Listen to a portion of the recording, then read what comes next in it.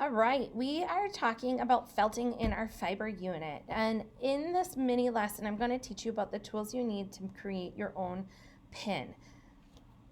You will get a kit and it should be numbered. And when you open it up, you should have a foam piece, a wooden stylus.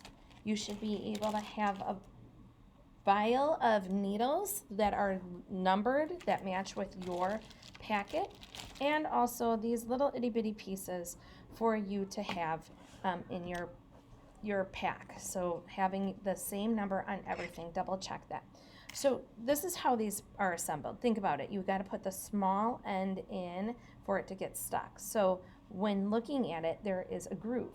That's where this needle tool goes in. And doing that, it's kind of tricky. It's like it wants to slide in, but you want to push that so you see more needle at that bottom part. So you kind of have to put your thumb here and slide it in as far as possible. From there, you're going to slide that into the wooden tool. These do break really easily. So the trick I have found when using them is always making sure that when you're stabbing your felt, you're going up and down. I already got a piece started to make it look like the sun is setting, and now I want to take some of these fibers, and I have all this excess, so I was going to fold this up just a little bit, and you can see how when stabbing it, the fibers, you can hear that sound, go into the base layer of my felt, and when flipping it over, you can see how it comes through, and that's how we're attaching it. I'm going to keep on stabbing this so it gets more defined in my area to make sure that it's in place.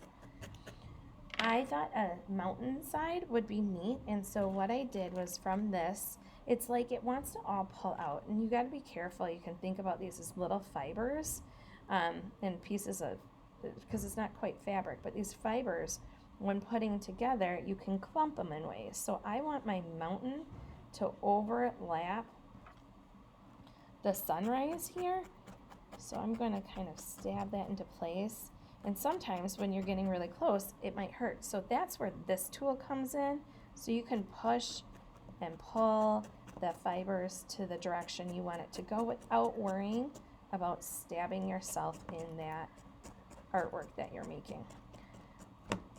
As I keep on going, I can think about what else might I want to add. I might want to go in and start bringing in some ground or grass, so I can take my fibers and let there be a grass here. I think I want just a little bit more like a hill or something in this space, just so I can see it.